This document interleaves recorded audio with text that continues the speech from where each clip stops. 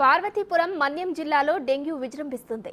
Dengue జ్వరంతో తల్లి కూతురు మృతి చెందిన ఘటన బట్టలభద్ర గ్రామంలో చోటు చేసుకుంది.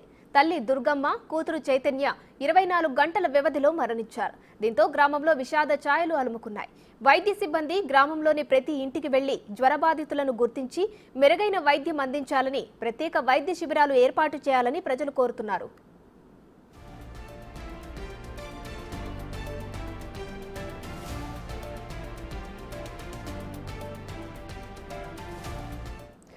ఇదే అంశానికి సంబంధించి మా ప్రతినిధి శివశంకర్ అందిస్తారు ఫోన్ లైన్లో. శివశంకర్, పార్వతీపురం మన్యం జిల్లాలో డెంగ్యూ విజృంభిస్తుంది. మరి డెంగ్యూ విజృంభణకు సంబంధించి అధికారులు ఎలాంటి చర్యలు తీసుకుంటున్నారు?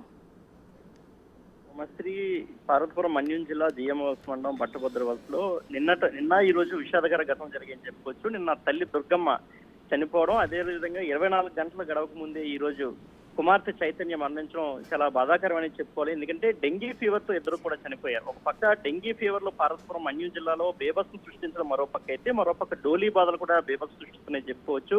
రెండు విషయాల పట్ల కూడా అధికారులు అయితే చాలా తీవ్రమైనటువంటి జాగ్రత్తలు తీసుకోవాల్సిన అవసరం ఉంది. ఎందుకంటే ఇది ఈ సంవత్సరము ఈ రోజు జరిగింది కాదు, ఎన్నో ఏళ్ల నుంచి కూడా ఈ ప్రక్రియ జరుగుతూనే ఉంది. డెంగీతో అనేక మంది మరణిస్తున్నారు. ముఖ్యంగా ప్లేట్లెట్స్ పడిపోవడం, అంత తగ్గట్టు వైద్య సదుపాయాలు లేకపోవడం, ఇలాంటి ఎన్నో అక్కడ ప్రమాదకరమైన పరిస్థితులు ఉన్నాయని చెప్పుకోవచ్చు. ఎందుకంటే డెంగ్యూ, మలేరియా ఇప్పటికే చాలా సార్లు అక్కడ విజృంభించాయి. ఎందుకంటే రీసెంట్ గా 1 మంత్ బ్యాక్ మనం చూసినట్లయితే పార్వతీపురం మన్యం జిల్లా ప్రభుత్వ ఆసుపత్రిలో సుమారు 30 మంది విద్యార్థులు అయితే బాలికల హాస్పిటల్ నుంచి వచ్చి జాయిన్ అవ్వడం జరిగింది. ఎందుకంటే హెల్త్ ఇష్యూస్ పరంగా.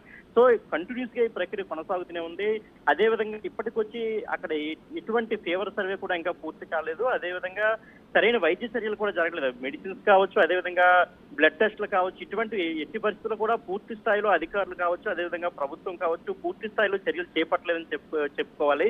దీంతో అక్కడ గ్రామస్తులు మాత్రం భయాందోళన చెందుతున్నారు. ఎప్పటికప్పుడు ఫీవర్ సర్వే చేయాలి, అదేవిధంగా వైద్య సదుపాయాలు కల్పించాలి, వైద్య సిబ్బందితో ప్రత్యేకమైనటువంటి వైద్య శిబిరాలు ఏర్పాటు చేయాలని ఎప్పటి నుంచో కోరుతున్నటువంటి పరిస్థితి అయితే ఉంది. గత ప్రభుత్వ హయాంలో కావచ్చు, ప్రస్తుతం ఉన్న నూతన ప్రభుత్వ హయాంలో కావచ్చు, ఈ పరిస్థితి చాలా తీవ్రంగా ఉంది. ఇప్పుడు అనేక మంది మరణించడం జరిగింది, డెంగీ కావచ్చు, మలేరియా కావచ్చు.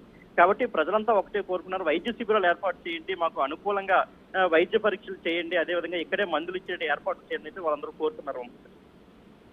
Right, thank you Shivshankar.